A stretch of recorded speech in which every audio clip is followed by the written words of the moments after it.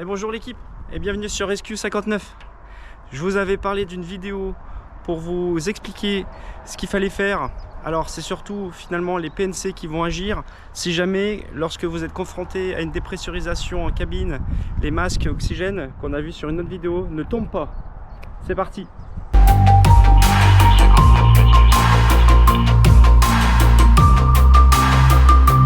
Alors en effet, je vous ai précisé dans une précédente vidéo que lorsqu'il y a une dépressurisation de la cabine, des masques vont tomber au-dessus de vous. Sauf qu'en fait, il peut arriver que le compartiment qui s'appelle le PSU, le Passenger Service Unit, qui se situe au-dessus de vous, donc, en fait c'est le compartiment où viennent se loger les masques oxygène, ce compartiment ne se déverrouille pas. Et c'est là qu'en fait, vous n'avez pas le choix d'avoir l'intervention des PNC, personnel navigant commercial, qui vont devoir intervenir afin d'utiliser un outillage spécifique qui ressemble à ça. Voilà, c'est pas plus grand que ça. Et en fait, si je le déploie, vous avez une sorte de petite tige qui est pas plus haute que ça.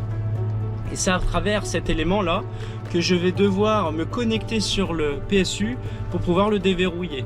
Donc ça veut dire que tous les PNC sont équipés de ce genre d'éléments. Alors à remettre dans son contexte, évidemment, encore une fois je vous ai précisé que si vous avez la chute des masques, c'est déjà que vous êtes dans une situation assez compliquée, assez dégradée. Et en plus, pas de bol pour vous, vous faites face à cette situation où vous n'avez pas vos masques qui tombent. Donc vous devez, en plus de tout ce qui se passe, demander l'intervention des PNC. Voilà, mais au moins maintenant vous savez tout.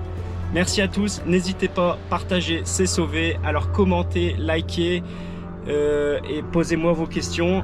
Merci à tous, à la prochaine, ciao, bye bye.